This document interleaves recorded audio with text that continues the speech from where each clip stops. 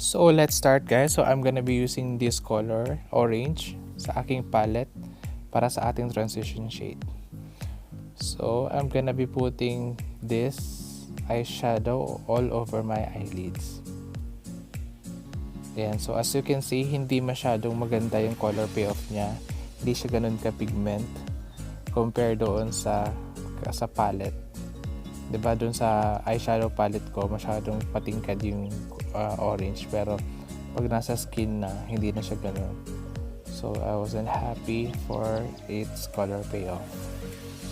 Kaya ang ginagawa ko, inulit-ulit ko lang hanggang sa ma-achieve ko yung gusto kong transition shade natin. Transition eyeshadow shade natin.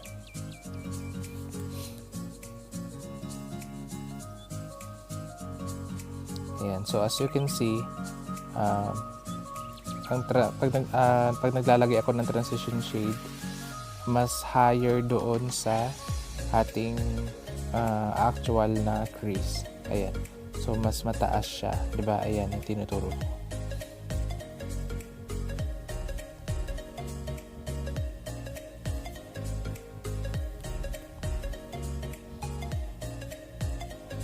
Ayan. And then after that, this blending brush na malinis lang. Ayan, di-diffuse lang natin yung mga edges ng ating nilagay na eyeshadow. So para maiwasan natin yung harsh line. Ayan, so makikita nyo, blended na siya. And using this color naman sa ating palette, I will be using that for my outer corner ng aking eyelids. Ayan, so I'm gonna be putting that on my outer eyelids.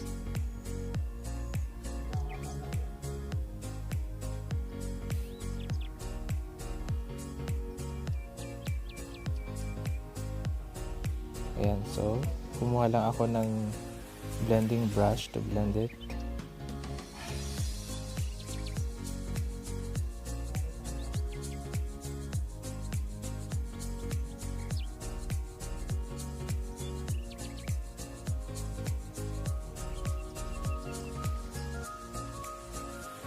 So as you can see, guys, I decided to bring the darker eyeshadow on my inner corner ng aking eyelids. Ayan, so parang full eyelids na siya. And then just to bring back the intensity, the color intensity, ayan, naglagay lang din ako, pero sa outer corner lang ng aking eyelids.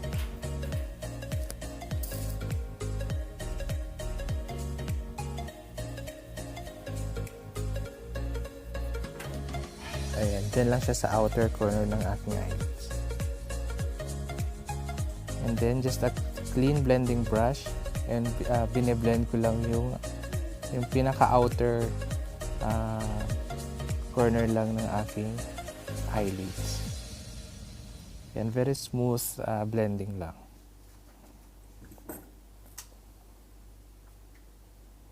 And then kumuha lang ako ng cotton pads and then micellar, and just to clean the lower lash line. Yan, so para malinis lang yung ating lower lash line, para i-prep na natin para sa ating eyeshadow.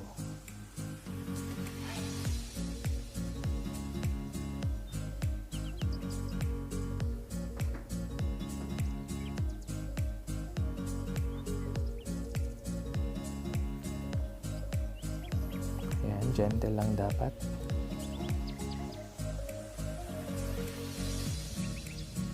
Then nag-curl na ako ng aking lashes.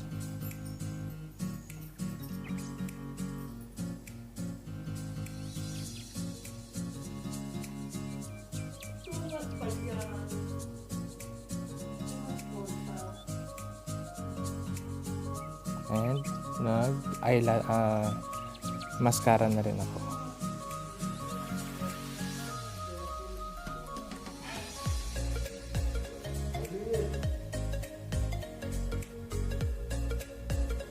Ayan, nagkabit na rin ako ng aking eyelashes.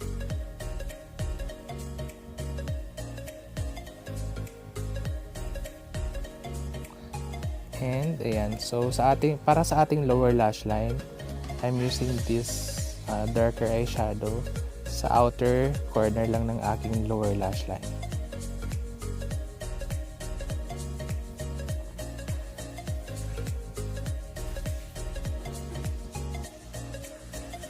And also this shade, smudge ko lang yan dyan sa aking inner naman. Pero actually, final ko yan, lower lash line ko. Ayan.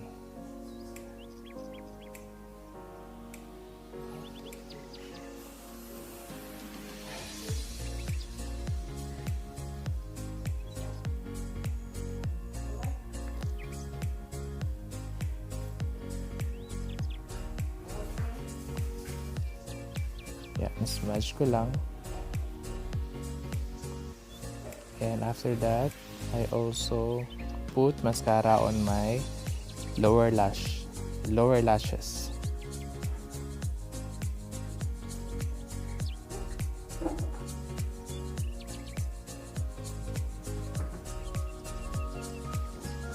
And naglagay na rin ako ng highlighter sa aking inner corner ng aking mata and then sa aking brow bone, guys.